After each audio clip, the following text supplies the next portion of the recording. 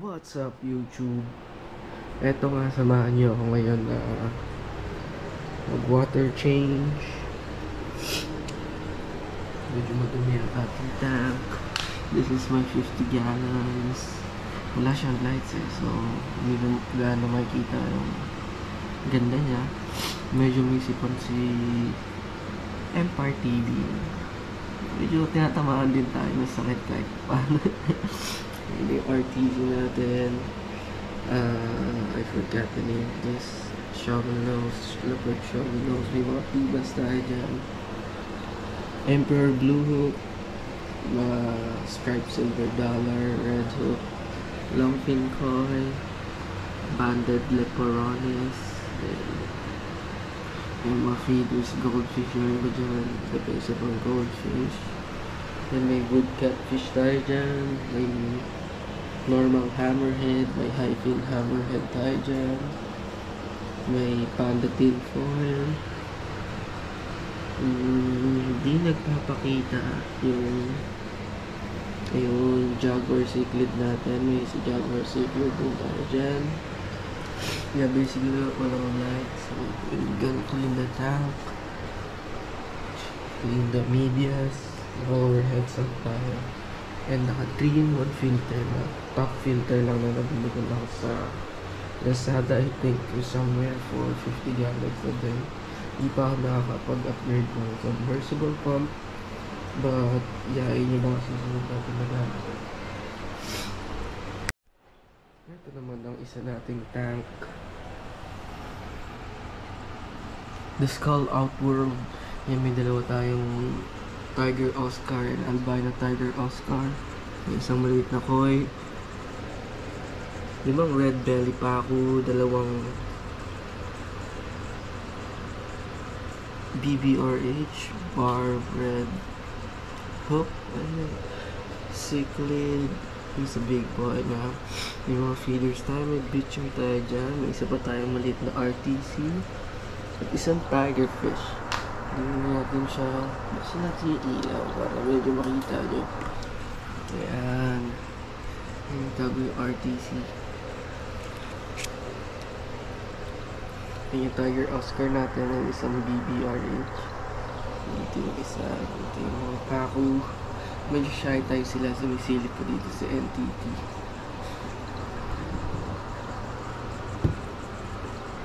That's it. May far red eel din pala tayo dyan and ghost knife fish. Mapapansin nyo na doon siya sa loob ng skull. At sumisilip yung NTT natin dyan, Northern Tiger Fish. May pumapasok yung cichlid sa loob ng tank. Yeah, that's pretty much it. Ayun yung far eel natin, si Farfist. Ayun yung silver dollar natin na nag-iisa. Ayun, kung makikita nyo, medyo madumi nga yung tank. Kailangan natin i-scrape yung loob niyan. Ayun yung ghost knife fish natin. And the BB ba eh. Ito yung bitcher natin.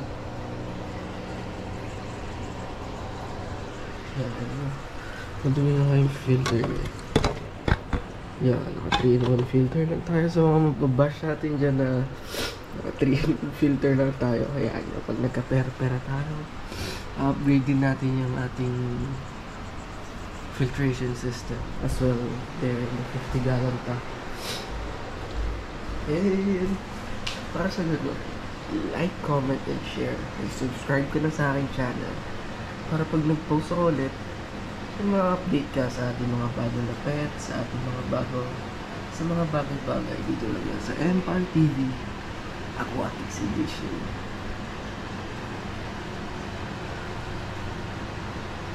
Mamaya pagkatapos natin linisin to, papakita ko sa inyo ang finished product.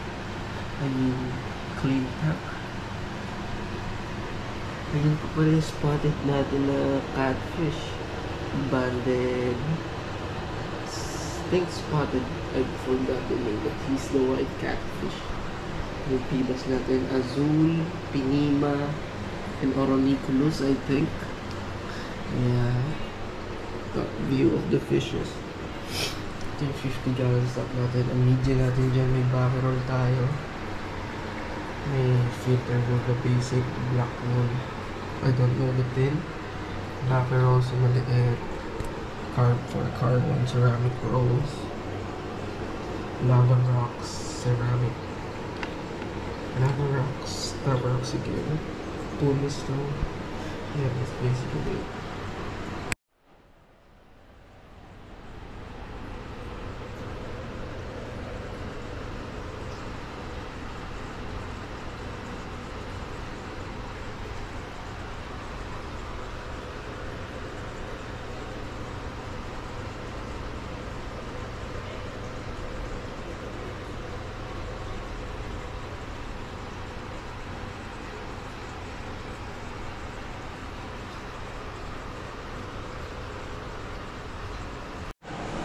And we are back, Empire people. Ito na ang ating fishes.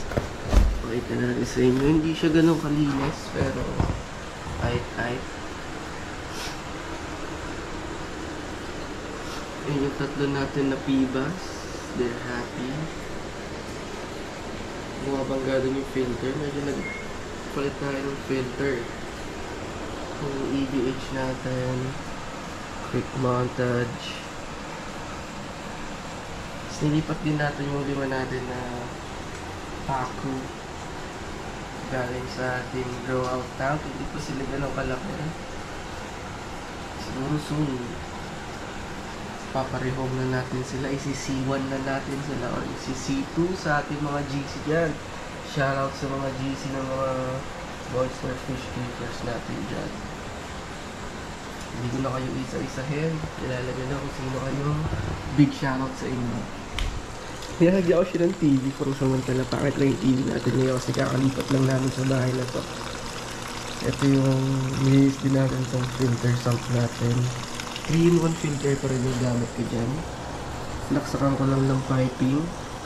In-scrape ko yung pinakadulo niya para pumasok. Ayan. Nagdagdag din tayo sa dulo ng backroll na maliit.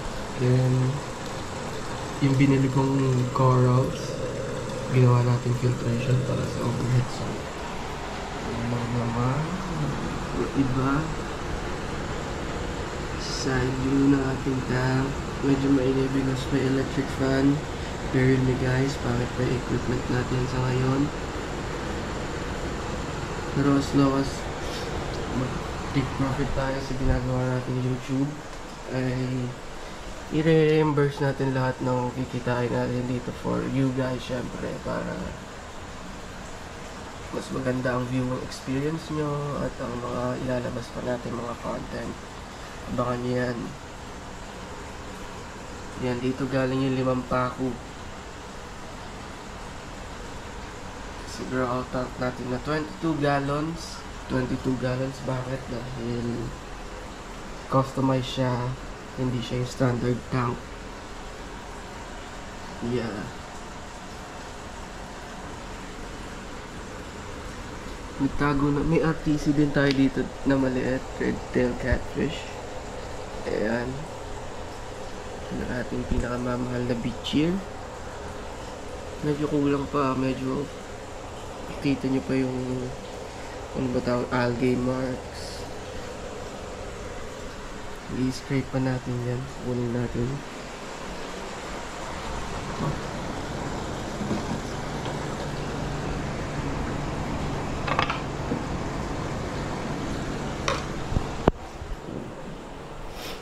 Ilan lang natin to ng ganito. Yan, mabisa na yan. Mura lang to sa mga pet store malapit sa inyo guys. So check this item out. Ay, napakaganda niya para sa mga tank.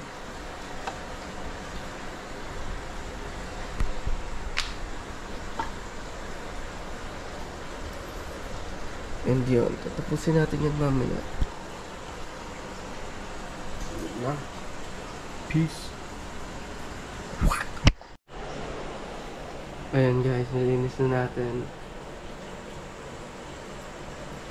Don't forget to click the like, share, and comment ka na din dyan sa section sa baba, and hit the subscribe button and hit the notification bell para pag nag-post pa ako ulit ng ating mga fish ventures, makakanood pa rin kayo.